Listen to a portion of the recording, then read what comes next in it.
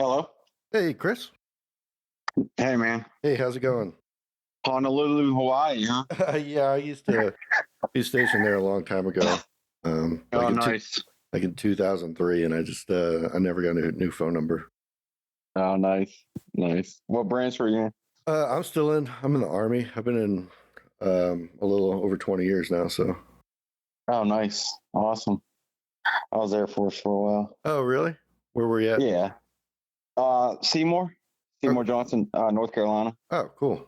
Very cool. Yeah. Deployed about 10 times or so. Yeah. Yeah, around the sand. Mm-hmm. Yeah. So, I understand that. Cool. So, I figure we'll just jump right into it here. I'm recording and I'll just edit up as we need to Okay. go. Yeah, no problem. But yeah, so I'm kind of looking for you to kind of steer the conversation towards kind of what you want to talk about with it, because I have some questions and stuff for you, but it's okay, kind of how you want to do it. You know what I mean? Okay. How long? What time frame you? I mean, I'm good with anywhere from half an hour to an hour or more. Okay. Just whatever you're free and whatever you want to do. Okay. All right. Yeah. I guess right off the bat, I'm just curious how you guys. I think you got a partner that does the rough funnel with you. Yeah. Mm-hmm. How you guys got started and where you guys are at. Okay. Yeah. So basically, me and my buddy are just like everybody else, just diehard deer hunters, and it's all we talk about, and we always find somebody to talk to deer hunting about. Right. So we just kind of keep in touch through season. We work together for years now, and so he said, "Hey, do you want to start a podcast?" And I was like, "Sure, man. I mean, I'll tell you and talk about deer all you want." Yeah. But he has gotten pretty busy because he took command, so he hasn't been able to join very often. Yeah. I'll bet. But I'm trying to get it going so that he can step right in when he gets some more free time. Yeah. But nice. we just got the equipment and got like the accounts and trying to figure out how to do it. We just got it set up like July, so we just started. Yeah. Mm-hmm. Nice. I'm kind of new to this.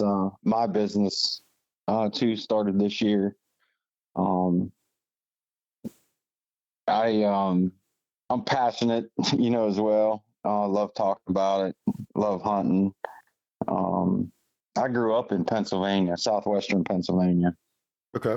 And the hunting differences and challenges are night and day, compared to the north.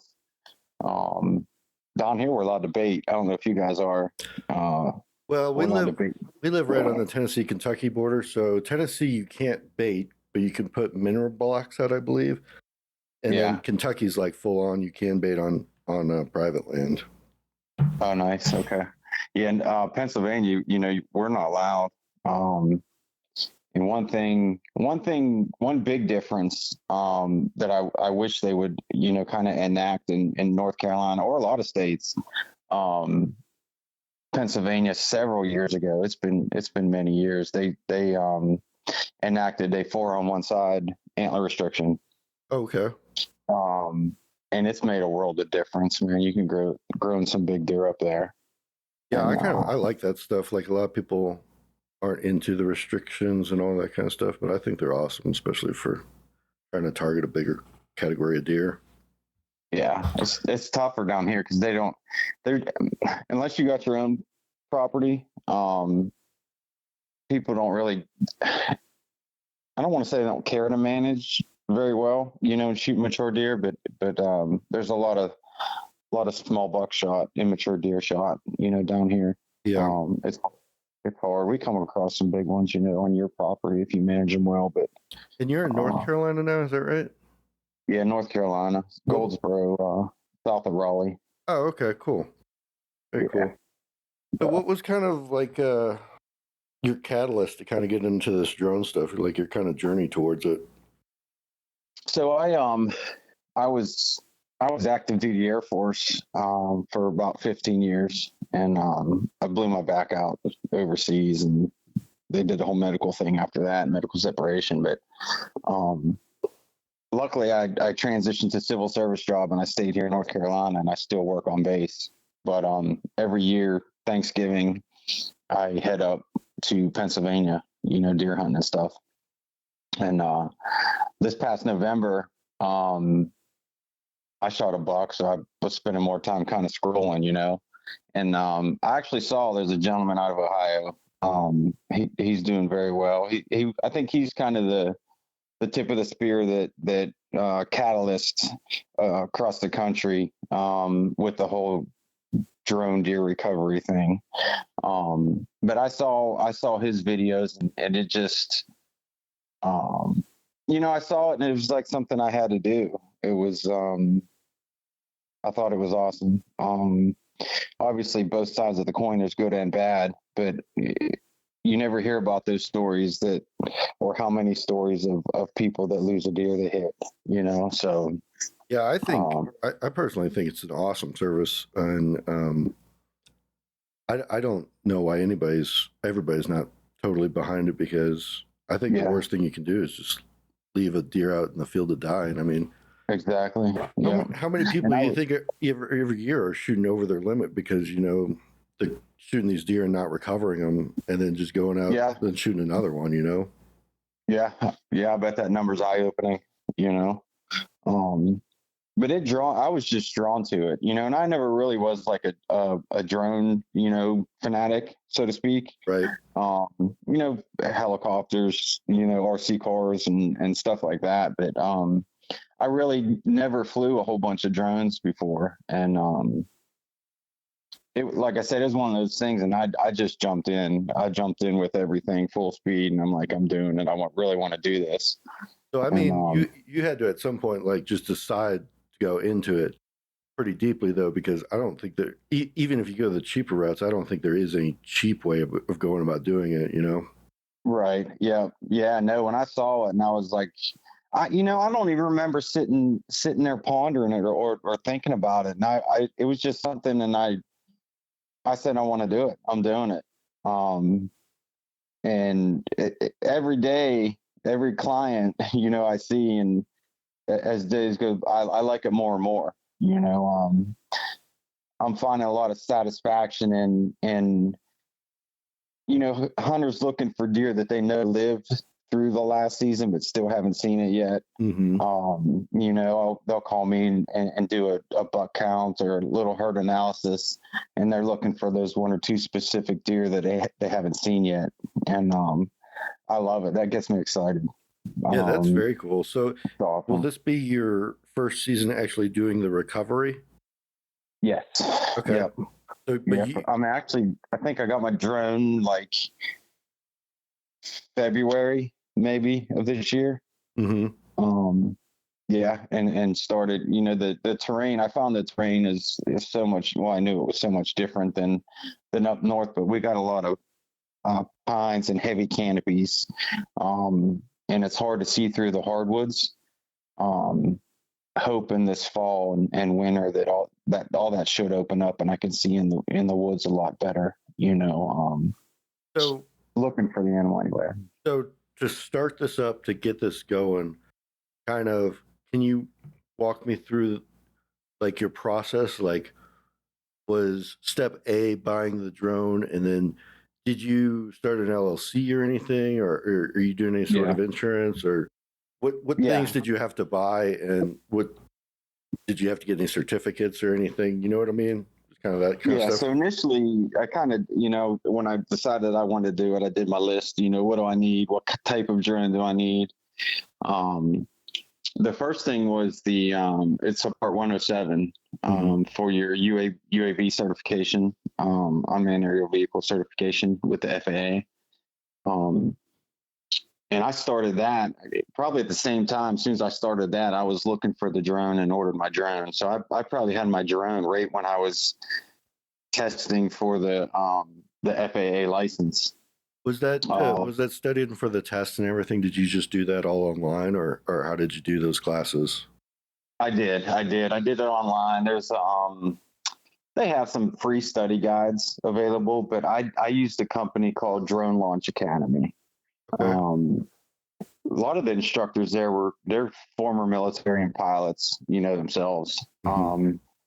But it was a really good course, step by step, very informative. They really prepare you for what you're going to see on the test.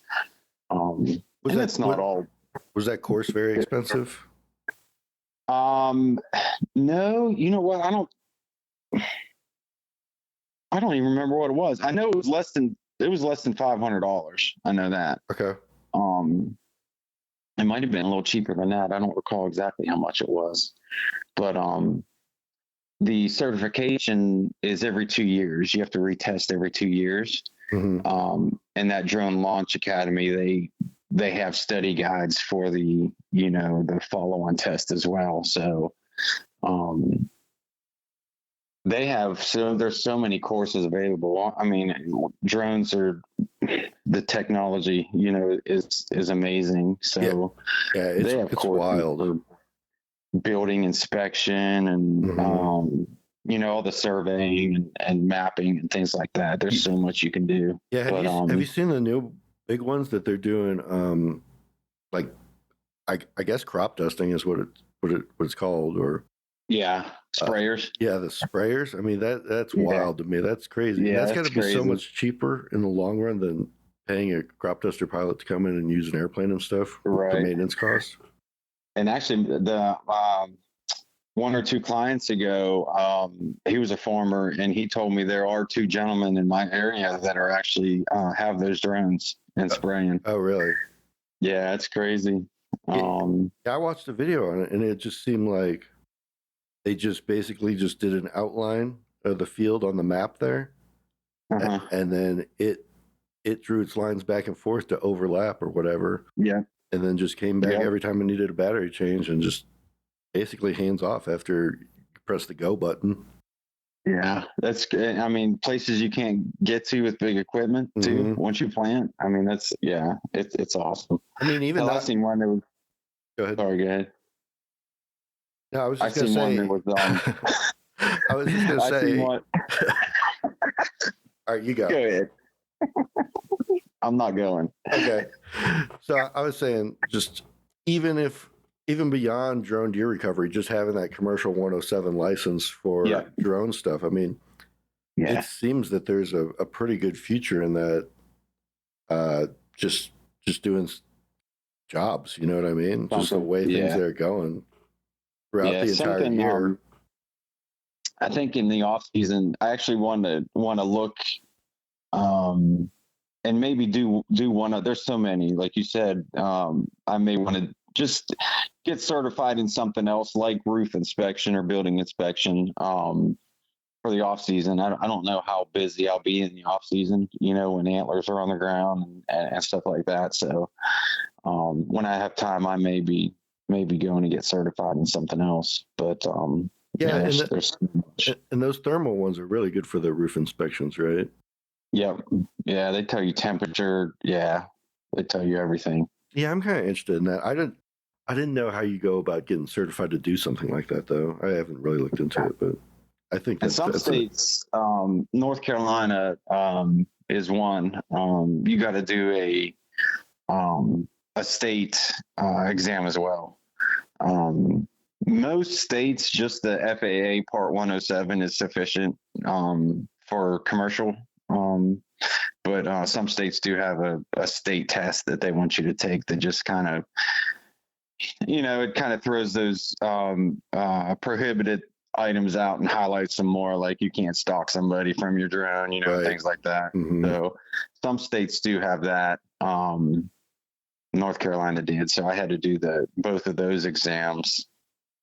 And that was really it as far as testing and license. And I got the drone. So when did you get your license and when did you get your drone? I think I got the drone came, like I said, I think around February, and it was quick. I thought it was going to take a while to get, but there's a company out of Florida that, helped me out a lot, and I got it pretty quick. But January, February, I think the end of January is when I finished my Part 107 and my North Carolina exam, and then right into February after that, the drone was here, and I was up and running pretty much. So did you have to do any research prior to make sure, like, that before you spent all this money on the drone and course and stuff, that they would even let you do this, or was that something easy to find? So it's kind of tough, man. And to this day, I'm still having.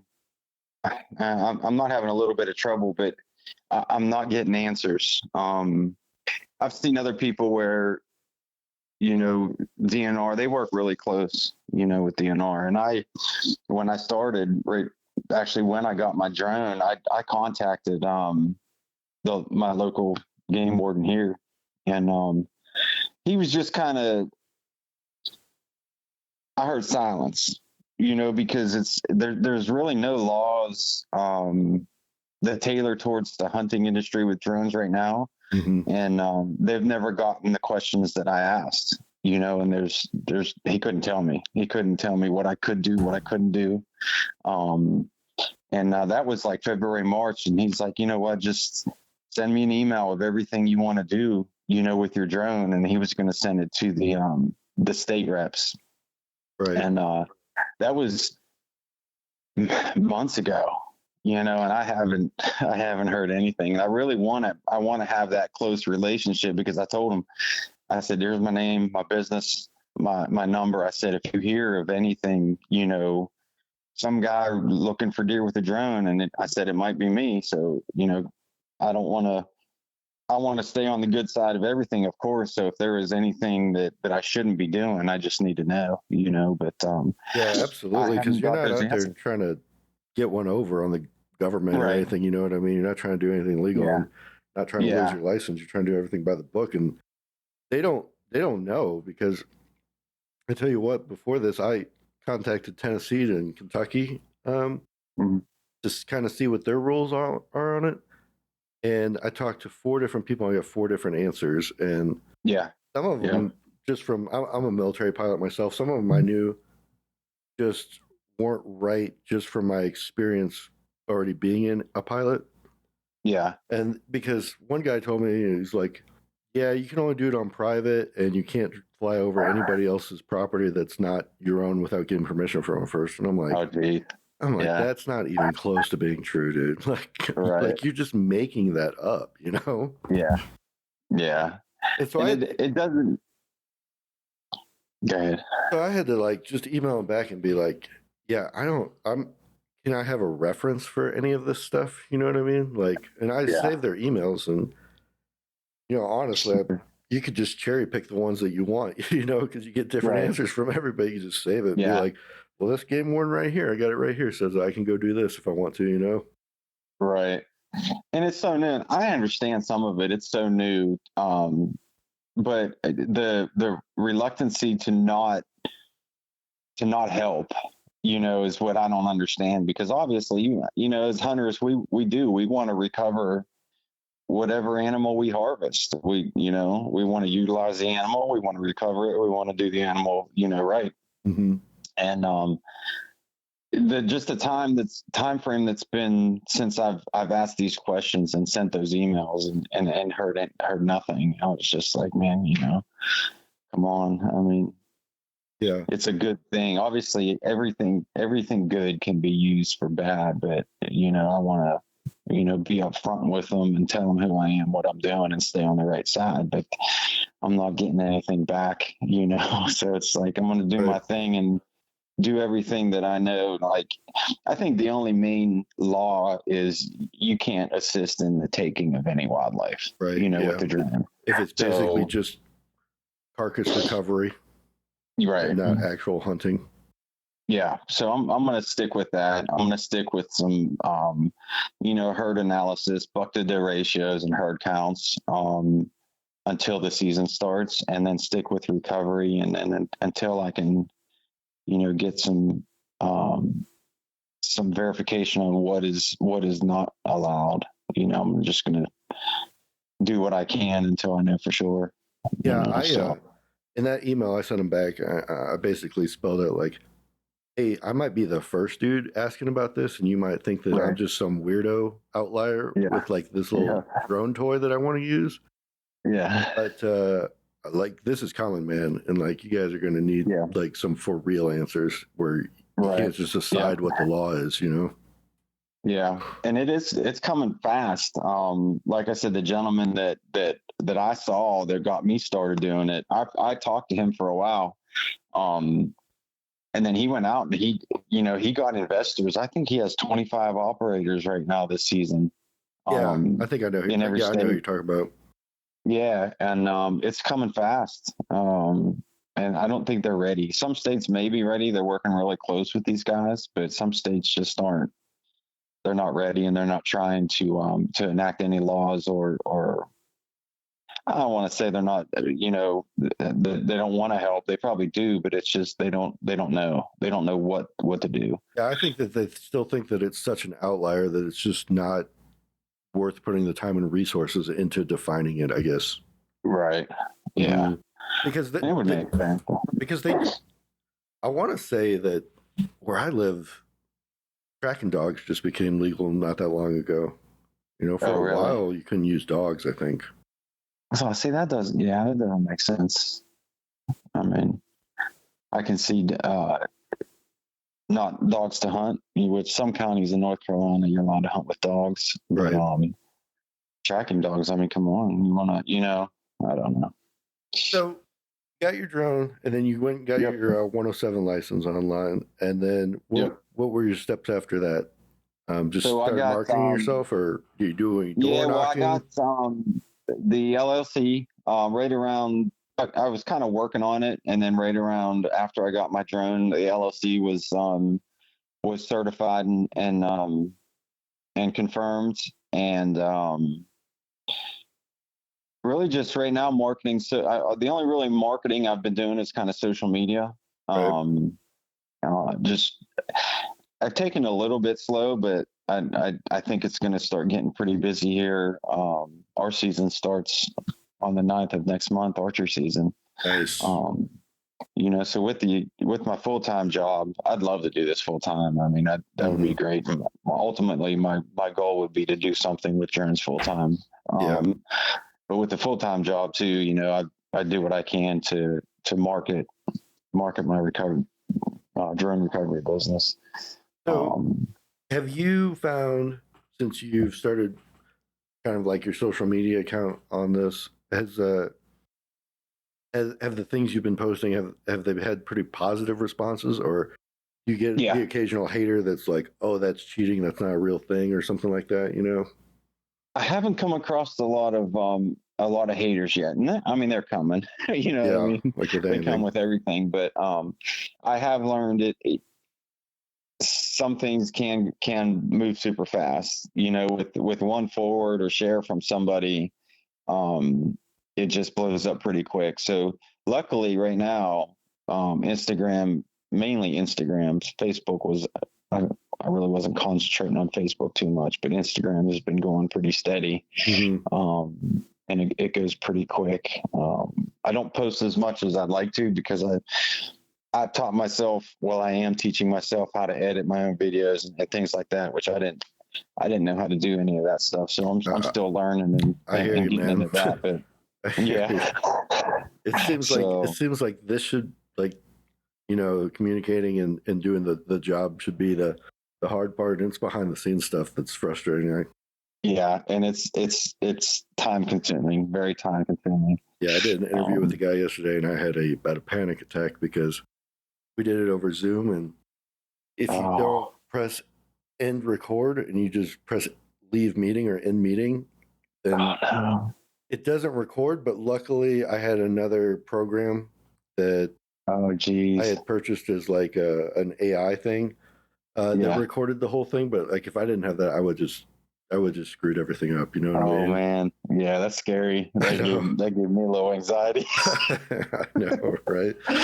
So, but it's hard. I mean, just simple video editing, it's hard. Like I know what I want to do, but trying to get the final product to do it's a lot. It's not easy at all. It's the number one thing that keeps me from filming all of my hunts, I think, is because like I'll have all these ideas in my head about what I want to do and how I want to present it. Mm-hmm. And then I'll have to watch like a 55-minute YouTube video in Adobe Premiere to figure out how to do a title. You know what I mean? Yeah. Like, exactly. Dang. Yeah. Slowly I'm getting there though. You know, it's nothing professional or anything, but I'm getting content out there that is viewable. Yeah. So. Exactly. Are you comfortable talking about what equipment you're using? Yeah. No, I'm good. I'm good. I mean, you watch a video, you could probably zoom in on them. You know what I mean? Yeah. Yeah. So, I'm just using my drone is it's a DJI Matrice M30T. Okay. And it's the obviously the thermal version, 200 times digital zoom. Now the M30T, if I'm correct, that's the top of the line one. That's the big one. It was it's the newest one. There's a 300 that I think been out for several years. Mm-hmm. That was the top flagship thermal drone. I think the Matrice is the new flagship, smaller compact size than that 300 is anyway. But yeah, it was the top of the line when I bought it in February. Yeah. Yeah, obviously with technology, it's probably, I'm sure they're going to pop out a new one here any minute. Yeah, I hear that. But yeah, it's the Matrice. I got the couple payloads for it, the spotlight and speaker. Speaker's kind of pretty cool. Earlier when I got it, I was somebody contacted me about their dog missing, and I threw that speaker on there and I put her voice on it. Calling the dog. It was pretty cool. Wow. And it has a spotlight on it as well, which I'll use to actually locate the deer, when I find it over thermal. Right. But I got a drop, what's it called? Like a drop and tether hook for it. I just got that in. I haven't used it yet though. I'm not sure how that's going to work. Interesting. But, what kind of applications do you see yourself using that for? Well, I mean, I'll say you could probably edit it out. I don't know if I want to get an out or I don't even know if it's legal yet. But I had a crazy thought about 2 months ago about dropping a spear on a pig or a coyote. Okay. Well, I mean, pigs. So, people are killing pigs from helicopters with shotguns and ARs. So yeah. So I don't know the whole. I mean, we're not going to say you're doing that. We're just saying that that's an idea. That's an idea. Yeah, it's an idea. But I don't. That law where you can't use a drone to assist in the taking of wildlife. I can't get an answer. Does that apply to a nuisance or invasive, species of animal? A coyote or feral hog. You know what I mean? That would be great if you could use it to just start whacking pigs off. Oh, it'd be crazy. Or an air gun, man. I know you can't put a gun on it, but just like a 30 cal air gun, that would be great. But if I can't use it for that, I'll try to hang like Christmas lights for $100 a pop at Christmas. Oh, that's a good idea. Yeah, I don't know. We'll see. But you'll figure it out. I think it's a tether that it drops the entire rope and cable, and not just the item. So I don't know. We'll see. We'll see how the actual equipment goes, because I haven't really used it yet. But now I wonder if there's some local area, and maybe it starts out as like a volunteer thing of like search and rescue applications or something, like if you have a flood in the area or something like that. Yeah, it's the drone is actually they kind of developed it to tailor more towards the search and rescue application. But I think every law enforcement agency around me has some type of drone with thermal and one operator to use it. Right. Because I've checked with them, drop my cards off. Hey, you need any help or anything, let me know. But most, we were talking about how fast the drone industry is going. They have them. And they're utilizing them as well already. So I mean, that's got to be a great tool for those kind of agencies to find someone that's lost. That's really cool. Yeah, you can. My app, it's a DJI app. You can have like a command center, and connect where they could see what the drone sees. Oh, really? Which is pretty cool. Yeah. Wow. That technology is amazing. Yeah, it goes so fast too. It's like the stuff that they're coming out with and the abilities is just crazy. It's like cell phones. You got a new iPhone every year, and technology it's just crazy. Yeah. So with how much investment and how much the price of this drone cost, were you able to get any insurance on it or anything in case you fly it into a tree or anything? Yeah, so I have through the company, through DJI, they have kind of care packages where if I dropped it out of the from 400 foot and it went into pieces, I would pay a small deductible and they would replace it. Yeah. Okay. Well, that's got to make you feel a little bit better. Yeah, it does. And if somebody was filming me on my first flight, I was scared. I was actually scared. Talk about anxiety. But I don't know. I'm thinking about getting kind of like a full coverage, so to speak, and debating whether I need something like that because I'm not flying over houses, really. I'm out in the middle of nowhere looking for animals in the woods. So if, God forbid, if it does happen to fall out of the sky, it's probably landing in some trees or a field. Yeah. But so I have it through the company. Looking at some other stuff, but yeah, I have the M3T myself, and I'm not looking to really start a business or anything. I just have it for fun. And, if one of my buddies needs help recovering a deer, or I have a friend who runs an outfitter, I'll help them out. But really it's just for me. But I called my, my insurance company that does homeowners insurance and my vehicle insurance. And they pretty much told me to go pound sand. Really? See, I was going to call mine. Was that USAA? Yeah. Well, what they told me was it's covered under homeowners insurance or vehicles insurance if it gets stolen. But they said if I just break it, they don't do any sort of like drone specific insurance with it. But I think there are companies that do. Yeah, specific to drones. Mm-hmm. There's gotta be. It's high. It's not cheap at all. No, it's not. Yeah, it's pretty high. But I mean, you're basically like flying a car around there, the price of a car. Yeah. You know what I mean? So pretty much. Yeah. Mm-hmm. But I'm glad I covered. I think it was $1,200 a year for the DJI care package, where a total replacement right now would cost me like, I think it was $800 or $900. When you're looking at a $15,000 drone, that's not bad at all. Yeah. But, well, just for the peace of mind, man. Yeah. Because otherwise, if you totally just destroy it, drop it in the water somehow, you just be out $15,000. You know what I mean? Yeah. Yeah, that scares the crap out of me. Yeah. So have you? So you are doing some work currently, though. You said you're doing some doe buck ratios and some herd analysis and pet recovery, maybe, or something like that. Yeah. If somebody calls me, I didn't realize how many lost dogs there are. Are you in a pretty rural area to find them, or are you in more suburbs, or what?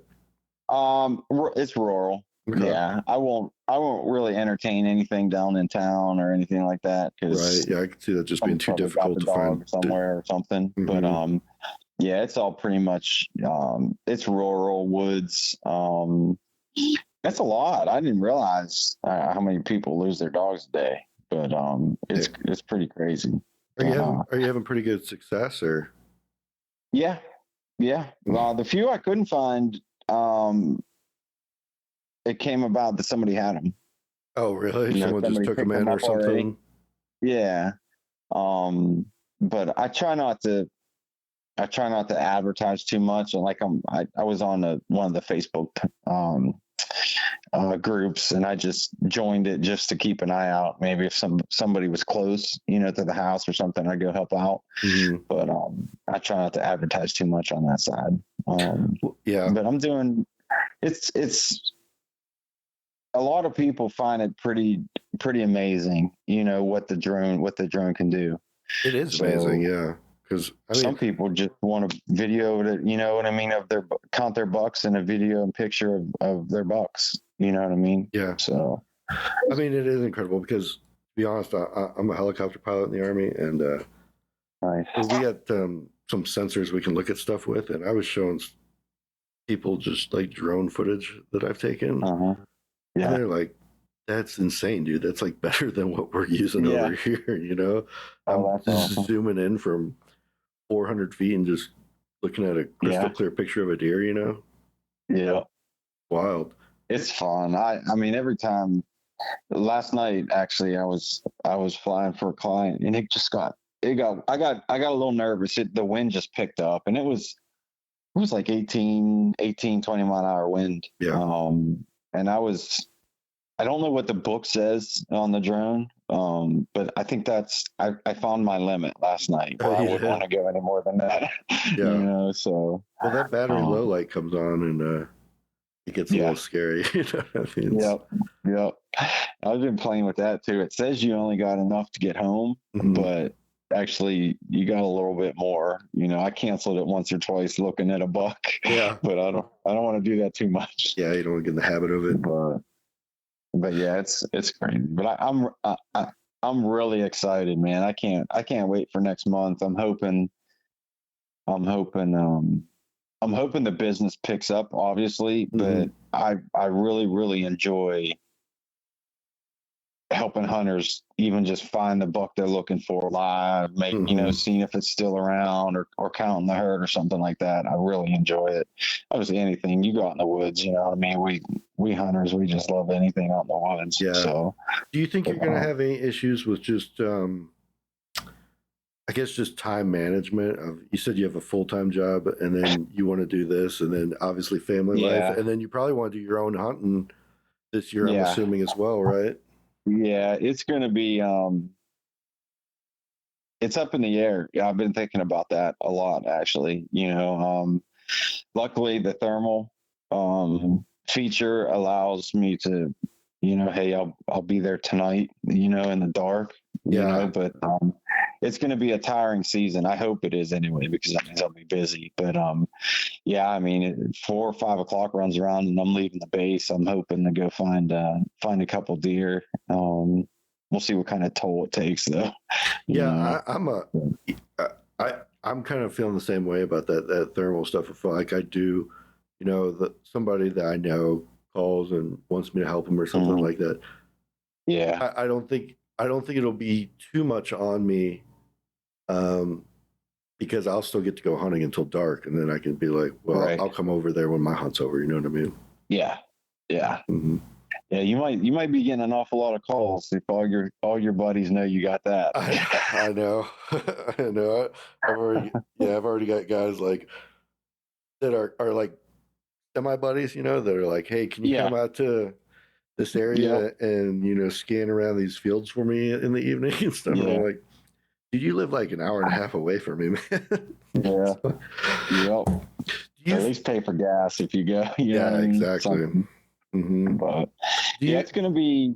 I don't know, man. It's gonna be. It's gonna be up in the air. Yeah, definitely. Mm-hmm. And do you have any sort of preset price list, or do you do it based on what the task is, the location, and the time you're spent doing it, or are you doing like, pet recovery is like $100, deer recovery is like 400, or yeah. So I was actually kind of gauging on what they were kind of getting in other areas, and it seems like a lot of people are getting like 550 total, like 450 just to show up, and 550 if they find it. I think I'm gonna be around 300 and 400 for recovery, depending on mileage and stuff, obviously. Yeah, like that'll be like within a certain radius of your house or something. Right. Yeah, and then anything outside of 30 miles, 50 miles or so will be, $2 a mile or whatever. Right now I'm doing, it's been kind of consistently around $350 for about 3.5 to 4 hours of flying. And mainly the last several clients really just want to see their bucks, and see how many bucks are on the property. So they're paying you that, do 3 hours of work, 3 or 4 hours of work right now to just yes, sir. Just look at deer. Just count deer, look at their bucks. And you know what I've learned? I've learned a lot, about deer since I've started this.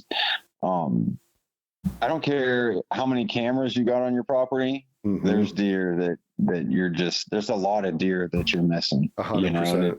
It was eye-opening on how many new bucks clients have seen and never seen before. And I thought that was really cool.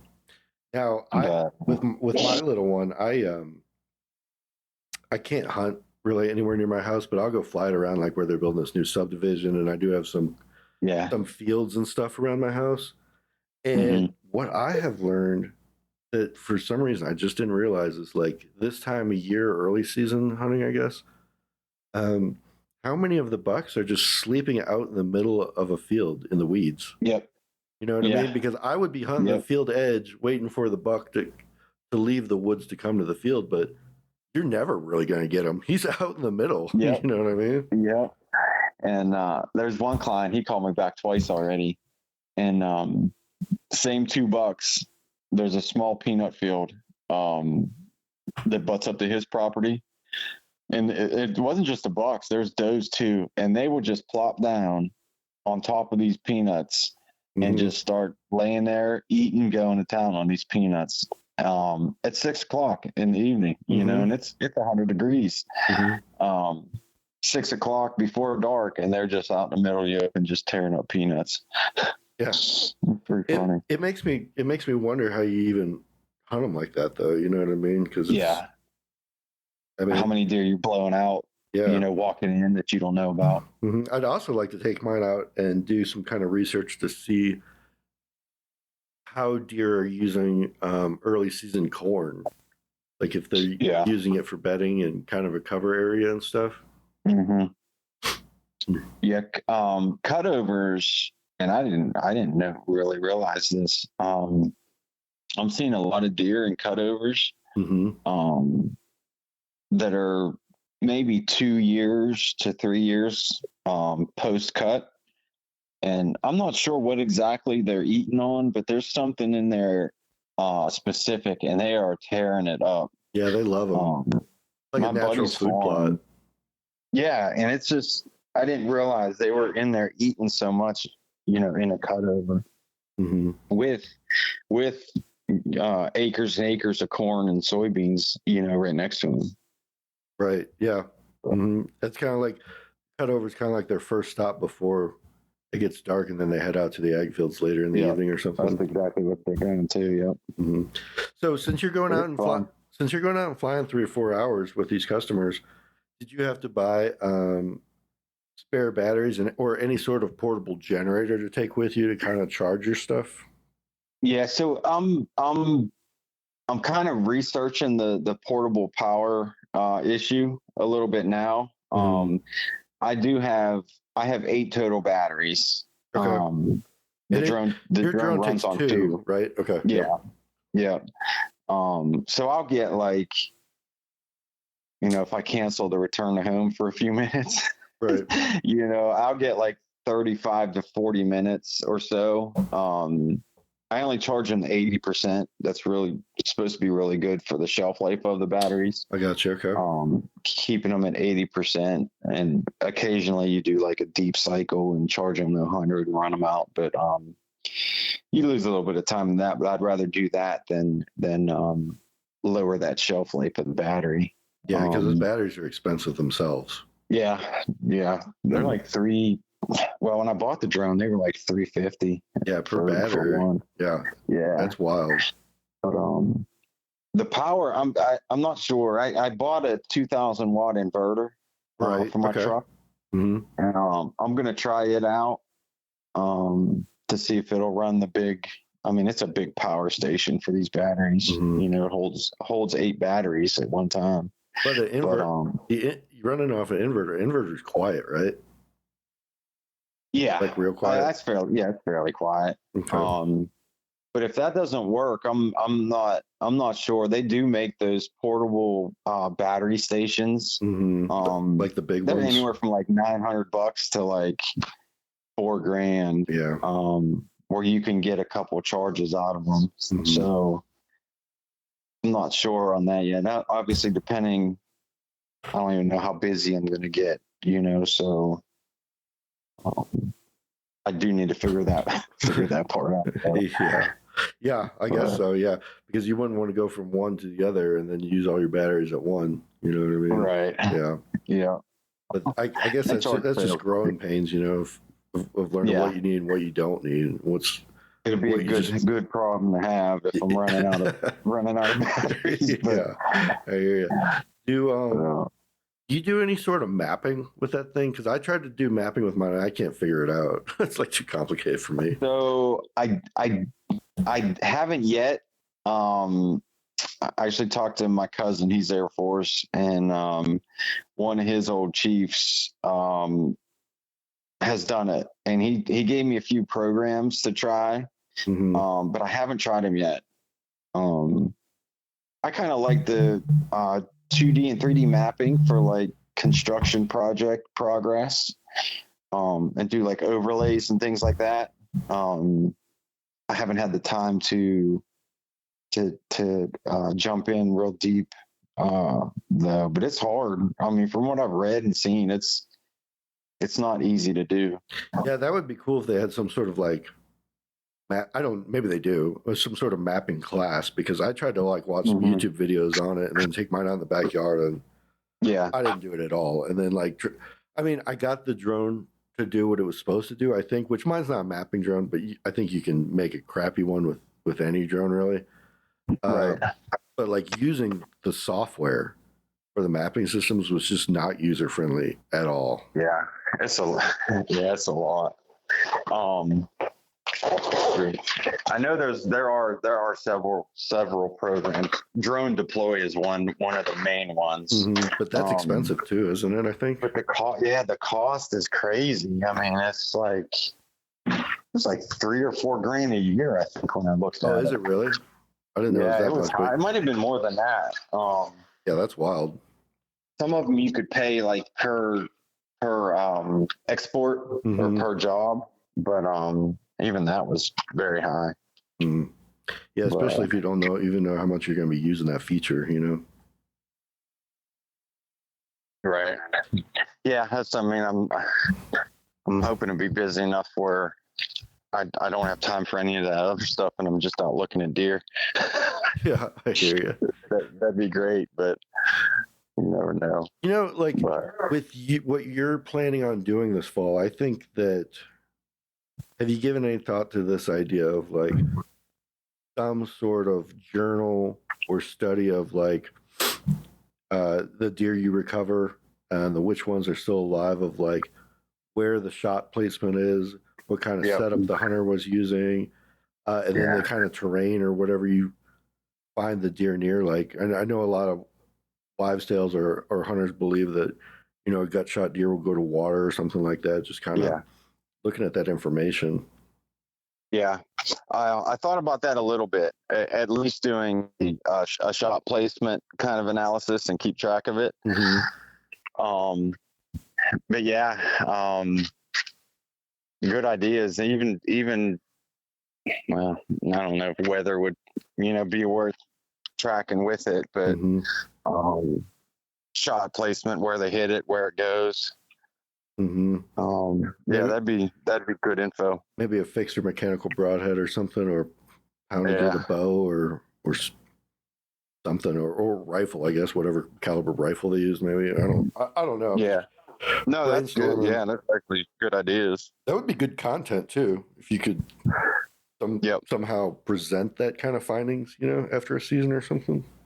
Yeah, so many deer with fixed blades or mechanicals. Yeah, that's good. That's good stuff. And maybe just like just a deer chart, color coded with points on the deer of like whether you recovered that deer or it survived, or it was like it was for sure lethal. You know what I mean? Yeah, that's all good stuff. Yeah, that would be cool. You can't have enough. You can't never have enough knowledge. The weather alone, even on the hunting side, when you're hunting, keeping track of the weather and stuff alone is a job in itself. Yeah. Have you found any? Now, I'm not great with my drone, so are you using any apps that you're downloading onto that controller, like external apps that besides the map that comes with it? You know what I mean? I haven't yet. I thought about trying to put onX on it. I thought about that too, and I couldn't figure out how to do it. I don't know. I think you could put it on it, but I would like to get it like on my. I don't know what controller yours looks like, but mine's like a 7-inch screen, I think. Yeah, you have the more industrial one than I do. And the map, I can click and it just looks like Google Maps. You know what I mean? Yep. If I can get onX to run right there on the controller portion, that's like a game changer. That would be awesome. I have thought the same thing, and I didn't put a bunch of work into it because I can barely turn the controller on and figure things out, But I was like, if there's some way you can put onX on this and kind of show where you're going on that mapping system with that, I mean, that would just be absolutely incredible. And I might try it. I don't think it's hard to actually get the app on my drone. Getting to a point to utilize it with like a flight would probably be a little bit harder, but just having that on the drone would be pretty cool. Man, that's awesome.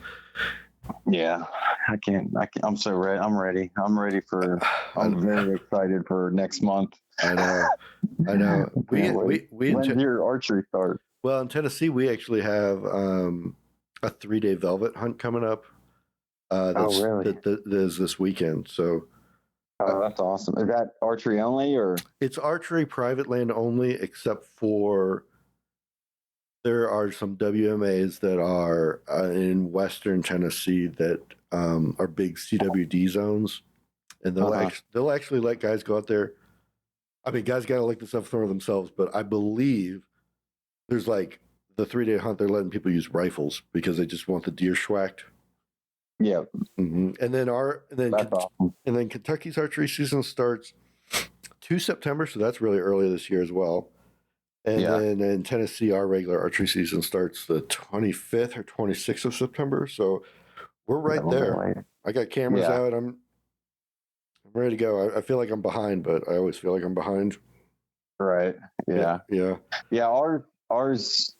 If you get out there the first part of the season, you got a good chance of shooting a velvet buck. You get any later, just starts those chances just. Yeah. And you said yours opens mid-September, is that right? The 9th is archery season. Okay, that's pretty early, yeah. Yeah. Are you going out glassing any fields or flying your drone around and finding any target bucks for yourself? I fly every chance I can. Yeah, do you? Also, it's fun. Yeah, so my son just moved. He was living in Charlotte, and we just moved him to Mebane, North Carolina. so he's a lot closer now, which I love. Mm-hmm. So I've been driving up there. He's in Orange County, North Carolina, and they got some bigger deer up there. Nice. And then he's able to come down here quicker. And yeah, we've been flying a lot, looking for. We haven't seen a lot of bucks on our property down here that we were looking for. We get them on camera, but they're heading somewhere. You know, every once in a while they'll go for a couple days, and then come back. Are you primarily hunting private ground? Yeah, all private. Okay, cool. Yeah. Is that like just ground you own, or are you doing door knocking, or just family friends or something? Yeah, most of it is actually one big part of it is family friend. Mm-hmm. And then my son's mom and stepdad have a farm down. No, it's not far. It's like 35 minutes. And that's pretty much where we hunt. And I like, you know, I shot a good buck too. I think it's been 2 years now. I shot a good buck down here, but I found more enjoyment watching my son and shoot. So you primarily a bow hunter? Or are you just opportunity?